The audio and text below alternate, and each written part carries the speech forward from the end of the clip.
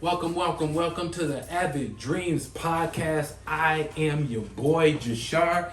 This is my co-host, and what is your name? Chanel. This is Chanel, my sister, bestie, homie, and we are back for episode 21. We've been gone for a little bit. I personally been going through a lot of shit, a lot of personal shit that I'd rather not get into on the podcast right now, but a lot of shit, And it's been like just a lot of stuff going on, like period, like with events going on and stuff like that. That's why like the big like hiatus kind of took place. Yeah. Cause even like what, a week or 2 weeks ago, I went on vacation, so I wasn't here to even record. Mm-hmm. And I feel like you had an event recently too where you couldn't record, but because we usually record on weekends, so we didn't have any switching around because I was gone for like a week, and then it's just been like going on. A whole lot of stuff going on. But we're here once again, and we're here with a brand new episode and some new topics to go over. Why don't you hit us with the first one, Nelsy Woo? Well, I know I didn't even know I was gonna be doing this. But I don't know, there's been a lot of stuff going on, like tons of stuff going on. I do want to talk about like the Hawaii trip. That was amazing. Let's get into it. I had such an amazing time there. Like that was very necessary, and I got to do a lot more stuff that I have never done before. Got on a submarine, went to a luau. I've been to a luau before, but it was cool being to a second one. And then also being able to hike, see my first waterfall, being super close to chickens and roosters, which if you go to Hawaii, be used to seeing chickens and roosters like running around the most random areas ever. And I don't know, I saw like a lot of stuff that I like never seen in real life. You always see pictures and stuff, but like the scenery and stuff like that. I feel like I'm really missing something. I went on a tour, of course, of the island. I don't know, and I saw a bunch of other islands while I was on the island, like looking out towards islands. That was dope. And like being able to see how huge the ocean is so intimidating. Mm-hmm. But it's also very liberating too. So all in all, like it was just a very, like I wasn't sad to go because it's the second time to Hawaii, but that place is seriously a paradise. If you can go to Hawaii, make sure you do. They got some amazing stuff to do there. And then the vibes, I'll be honest, like I don't mean to sound super cookie cutter, but the vibes there is like unmatched. So the vibes is crazy. And she was saying that she wasn't really sad to come back because she had been there for a week, but that depression does hit you at some point when you get back to reality. Right, because he caught me on one night where I was in shambles. Like I was just like, bro, I was going through the different elements. Can you believe like you sitting there? Like first of all, the view from my room was like amazing. Like you could see the ocean from my room. You could see like the little shoreline, the beach shoreline, and all the little people on there sprinkled. And then at night you could hear like people partying and stuff like that. Like the hosts, like echoing. Yeah, that's so dope. And then the breeze in Hawaii is ridiculous. Like it'll be hot, but like that breeze, like it's a cool breeze. It's not like a warm, humid breeze. Like oh my god, like it's thick, I can't breathe. It's like the most amazing breeze ever, especially if you're high up. In my room, the breeze is just amazing. But yeah, if you can go to Hawaii, make sure you do. Unforgettable experience. Amazing. 10 out of 10 will recommend. You know what? I agree. Me and Chanel, we wound up going a couple of years ago. What was it, 2019? Yeah. 2 years ago. And I didn't want to come back. I'm still to this day telling people that I'm upset that I came back. Right. But, it is what it is. Yeah, this is the second time I was able to go around my birthday. That really hits different too. It's like celebrating life basically, but more life. Right. So yeah, and then my birthday, we released this on Monday. My birthday is on Wednesday, so which leads me to the conversation point. All right, I'm gonna be personally turning 32. I know you're thinking like she doesn't look like it, but there's a stigma around being 30, and I kind of want to talk about that. All right, let's get into it. And someone like who is older and of the previous generation of ours, which we are, the millennials or Generation Y, right? And even people in Generation X, what are you confused about? Even people in Generation X and before that kind of put this stigma around being 30, where it's like, oh, I'm old, I have to have life figured out, I have to be married, I have to have kids, I have to have my career established, I have to do A, B, C, D, and E, like I'm old now. And it's like simply not the case. Like, I don't feel like so far, because of the experiences I went through in my 20s and going through all of that, like, I just feel like I'm still super young, and like even older people like are still like really young. And I feel like a lot of people struggle with, you know, whenever they hit 25, because I hit that point at 25 where I was just like freaking out because I thought I needed everything figured out. And yeah, and then 30 hit, and it's like, wow, but like I feel like the 30s have been like the most rewarding years. Like, I've been more comfortable with myself and the decisions I make, and like also helping other people with advice and stuff like that. Feeling wiser and shit. Yeah, like you feel wiser, and then like you start to realize that all that stuff, the pressure that people put on you, it has to be on your time, like, period. Like, if it's not and it's inorganic, you're gonna have some terrible experiences. You're gonna experience sadness, depression. You have to be on your own time. Don't let the whole stigma around 30 get you, especially in your 20s. Like, your 20s is, I always say, it's almost similar to like just still being a teenager. So, yeah, I would say it's pretty similar too. You know, you could just basically, I think during your 20s, you're just like building your skills and all that stuff. And then once you hit those 30s, it's like you got a little bit of wisdom now. You know what I'm saying? You could put those skills to use in the different places. Right. So, you know, it's pretty dope being, you know, 30 plus. Do you not feel the same way? Why you keep moving your eyes like that? No, it's cool. It's cool. It's just, I don't like telling people my age because like people all think that I'm like way younger. Yeah, but that's the stigma around it, is if you talk to people, and I have friends that are like 10 plus years older than me, and they'll be like, you're like super young. Mm-hmm. And then when I see people around me, and this isn't saying just because I'm like, you know, not married yet or anything, but I kind of am glad that I'm not, because I just can't see reaching my financial, like the highest peak or the highest point I've gotten to financially, and learning all that stuff I've learned financially and about life and about, you know, basically everybody's expectations of you, what you feel about yourself, which is super important. All of that stuff, like, I wouldn't want to be married and feeling this point of liberation right now and being tied down to a specific situation. Mm-hmm. Because like I'm living like the best I possibly could right now. Like, I love alone time, I love vacations too, I like being with friends too, and I have like all of those, and obviously kicking it with you. But like, I wouldn't be able to do that if I was married. Like, and I feel like, yeah, one day I will get married, but like in this specific time, this precious, amazing time I'm in right now, I do not want to be, like, I don't want to say tied down, but I wouldn't want to be limited. I understand that. All that stuff limits you. And even people who are in their late 30s, like even my like hairstylists and other people around me, they'll just be like, this is like your 30s are your prime time. And I just can't I can't think of being tied down or like I guess influenced, I don't say affected, influenced by a specific situation. If I can become a lot more powerful in my 30s and then bring that to a relationship and bring them to a family and everything like that, a foundation. Because I'm in a better position to teach my kids how to be fucking dope. Mm-hmm. So, but yeah. I understand that. But yeah, don't feel bad about telling people their age. Like, I get it. Like, I feel like I look younger too. And sometimes when you tell them, but that's the stigma I was trying to talk about. Because it is actually young, but people around your age are like, no, that's old. It's young too. Like, everybody else older is looking back at you like, that's a kid. Mm-hmm. Because, like, somebody was talking to somebody who was, like, 40 plus. And he was just like, yeah, I would get, like, I'm not looking forward to the talk with my friends about dating somebody so young. I was like, so young? He was like, yeah, you're, like, super young. I was like, I'm 31. Like, he was just like, that's really young. And I was like, it is beyond me. Like, I had no idea. Like, but yeah, like, don't like be like closed-minded about it. Like, if people ask, like, I mean, it is what it is. You still making decisions. You don't have everything figured out. You will soon. It's cool. Like, don't be proud of it. I heard 40 is when you start freaking out. Hold off on it. Like, it's not even necessary. 40 will be fun. I feel like 40 is gonna be fun too, but. 40 will be fun. But yeah, that was what I wanted to talk about with that. Like, So I wanted to get that out awesome. because I feel like a lot of the millennials are starting to tell Gen Z, like, yo, we in your 30s now. Like, they lied to us. Like, the 30s is lit. Like, they didn't say this. They said you're gonna feel old, decrepit, your back is gonna hurt. Your back still hurts, but and your knees, but the whole thing is they lied to us. Gen X lied to us. Gen X and all the other baby boomers and stuff like that, they had an agenda.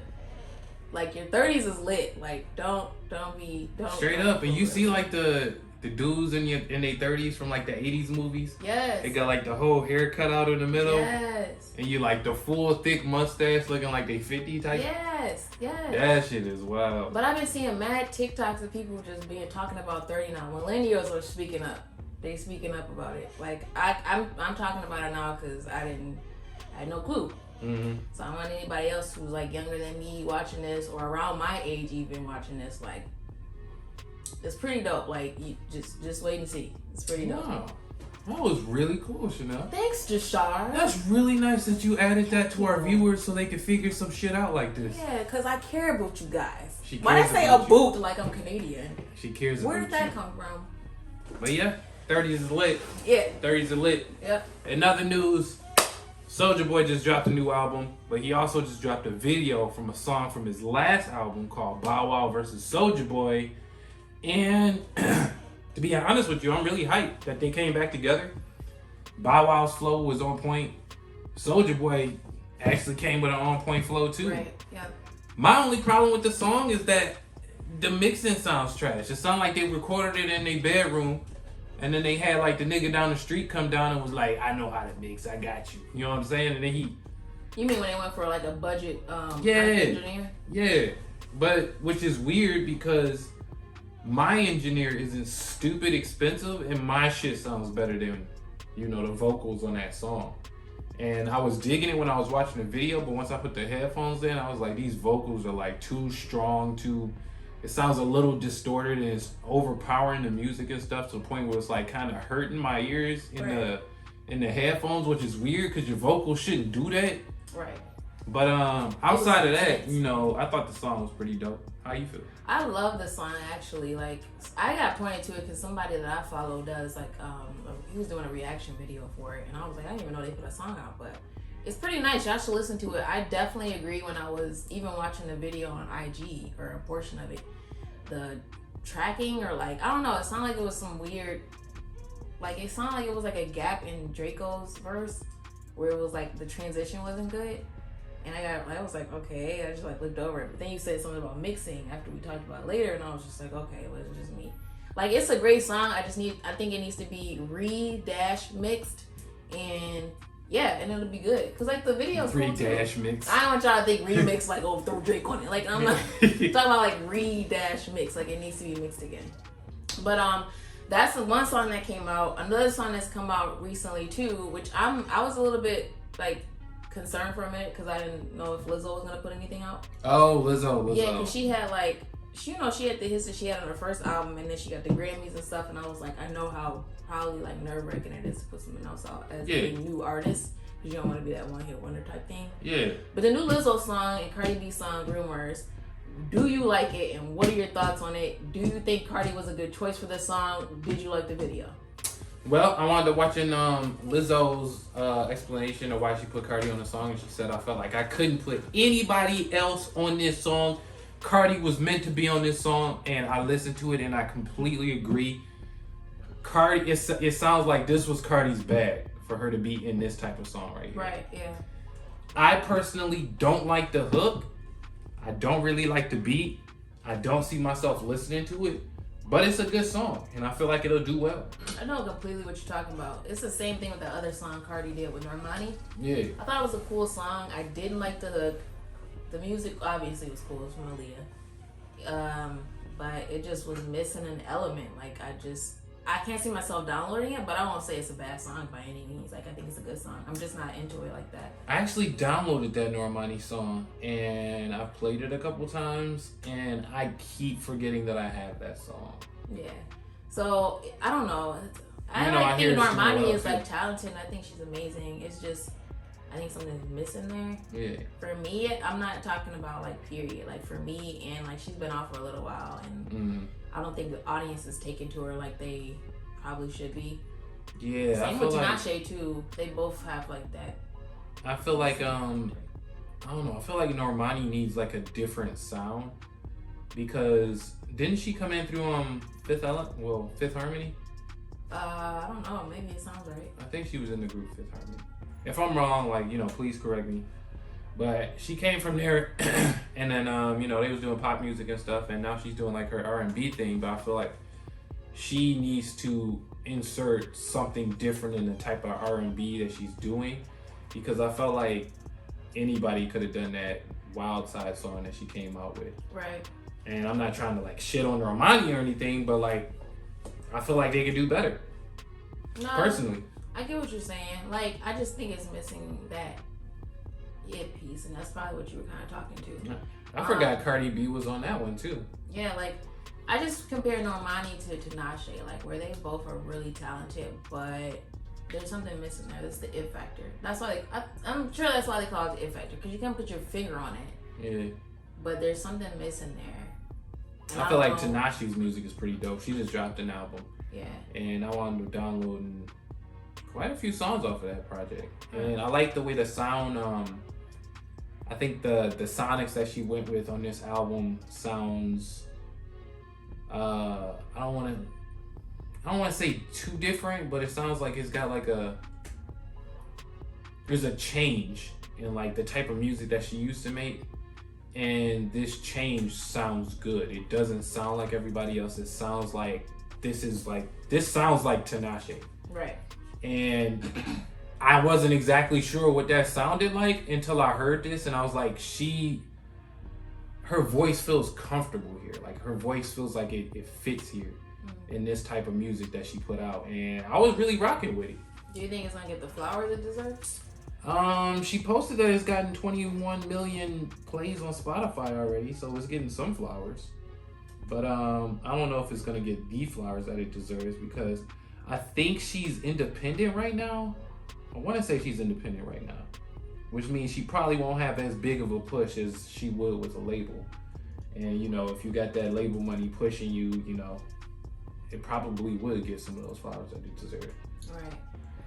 Yeah, I haven't been hearing much about her for like the past couple of years. Like even like TikTok wise, and you know, TikTok is like the leader in like making music hot now. Mm-hmm. I haven't even heard anything, I don't think, from her that got kind of like that went viral. So I don't know. I just feel like, I don't know. I hope it works out for her. She's getting treated like Tiana Taylor right now, to be honest.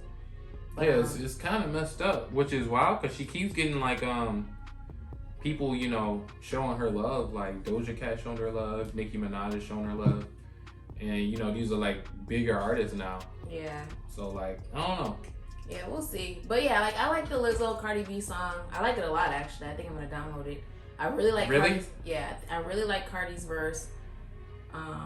Hey man, I didn't really care for Normani and you downloaded it. You know what I'm saying? Alright. You know what I'm saying? Like, why you gotta look at me like that? That's what I'm saying. Like, why can't you just respect that I like it? I respect it that you like that. Like, I said that I forgot about it, honestly. So anyways, what I was saying is I like the Lizzo featuring Cardi B song Rumors. I'm a download it. I like Cardi's verse on it probably the most. I like what the song's about, the content. I thought Cardi B fit on it because of the content and what they were talking about. Yeah, on top of that, it felt like genuine. Because, you know, like when she on the hook, like I didn't really like the hook, but what she was saying on the hook felt genuine. It didn't feel like, you know, she was just like, you know, woman power, you know, because something bad happened to me. It was just like she genuinely wants people to, you know, show more love to like women and, you know, all the different, you know, adversities that you guys go through. Yeah, because I feel like the content level of Rumors is probably a lot higher for women. Yeah. And, you know, it just felt genuine coming from her. So, like, I really like that about the song.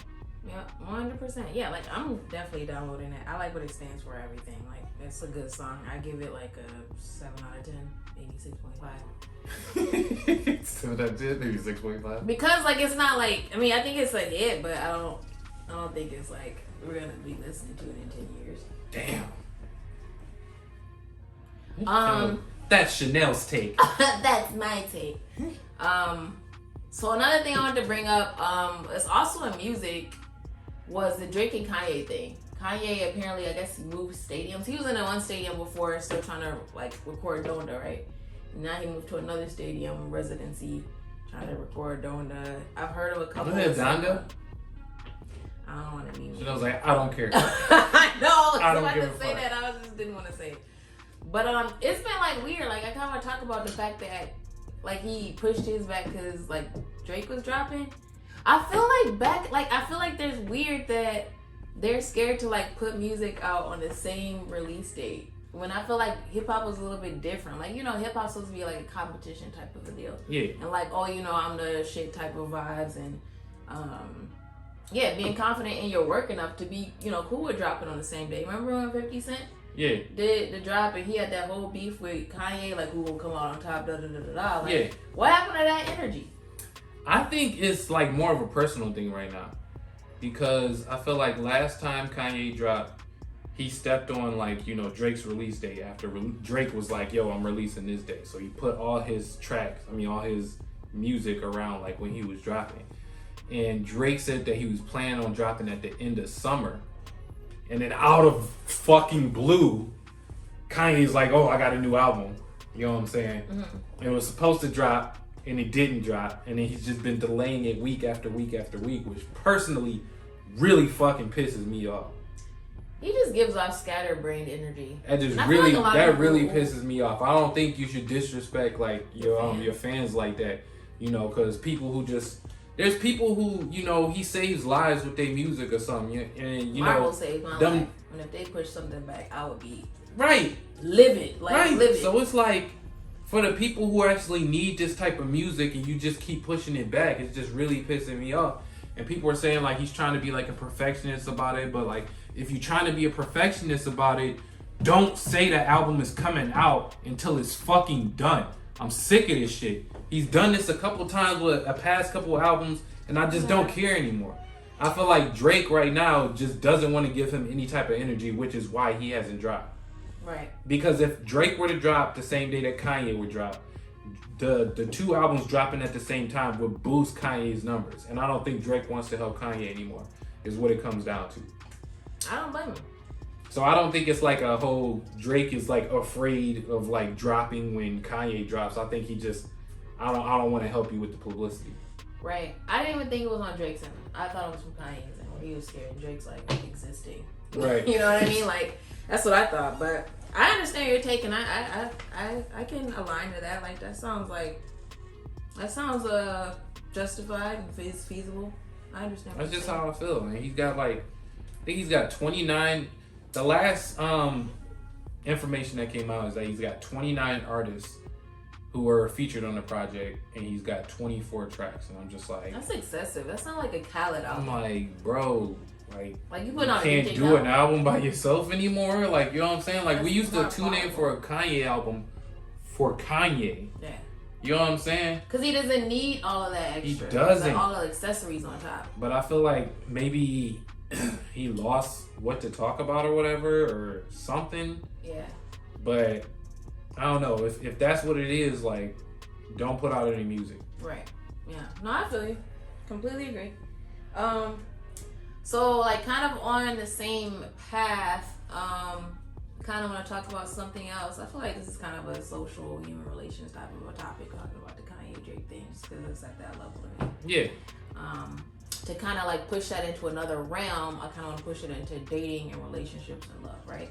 Okay. So I didn't see that transition coming. You know what I'm saying? I personally don't usually watch like reality TV shows. Yeah. That are centered around love relationships or just like fighting and like being messy. Mm-hmm. Like, I will watch snippets of Love and Hip Hop because it's on Twitter and they'll only like put together the highlights and I'll have to watch the whole thing. Or if I'm having one of those days where I feel messy, I might watch. Actually, no, I don't even have those days where I feel messy and I want to watch it. I'm lying. I think I'm thinking about like a year, 2 years ago, but I don't really watch that stuff. But anyways, moving forward, I have and JASHAR has started watching F-Boy Island, and that's on HBO Max. And that's on HBO. That's what it sounded like. So we've been watching F-Boy Island, and we actually just finished it last night. It's like 10 episodes for like, I guess, season 1. And I actually don't know how they're going to do another season after that because of the premise of the show. But anyways, premise of the show is basically that you got 3 girls that get dropped on an island. I think they were in the Cayman Islands. And what happens is they dropped like 24 men. Half of them is fuckboys, the other half are like good guys, and you know they categorize them. Obviously, when they put in their audition tapes, they had to actually put whether they were a fuckboy or a good guy and explain why. And so yeah, we went through the whole thing. It's a crazy roller coaster type of a show, and I don't know. I kind of want to talk about the experiences on there because I don't want to give a spoiler what happens, but the fact that this is a give a spoiler. Like, this was an idea for a show, which by the way I'm very happy they put this on there because this is actually how the dating atmosphere is right now, is having fuck boys and nice boys and having a good guys, because there's a difference between boys and men. And I'm just really happy they made this like a thing into a show because this is actually like reality. But my problem is like the struggles that they had between fuckboys and good guys after they knew which ones were which. Mm-hmm. You know what I'm saying? Yeah. So, and I think I'm kind of like triggered by it because obviously in my 20s I was messing with a lot of fuckboys. Like I messed with a fuckboy last year that I knew was a fuckboy and I thought changed, and then didn't wind up being that way. And then I messed with a guy before that I thought was a good guy, but then I found out he was a fuckboy. Because he had a lot of good guy stuff up front, and then I was like, yo, this dude like mad irresponsible, mad trash, like mad, like not willing to change anything about himself if it's not working out for the relationship, all that stuff.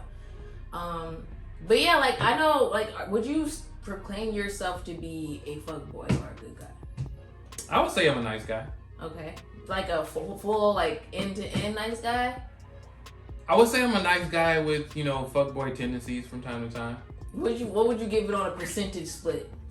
Percentage split, I would probably say like 80% nice guy, 20% fuckboy. Okay. You got the good fuckboy tendencies, or? I think so. Okay. I mean, I wouldn't know. I think so. But yeah, like it just really triggered me, cause like at the end, you already know what's gonna happen. Like even if this is a spoiler, it kind of isn't, because this is how life works. Okay. But like 2 of the girls picked F guys and 1 picked a good guy. Mm-hmm. And it really triggered me, because I'm like, yo, like why do we like set ourselves up for disaster?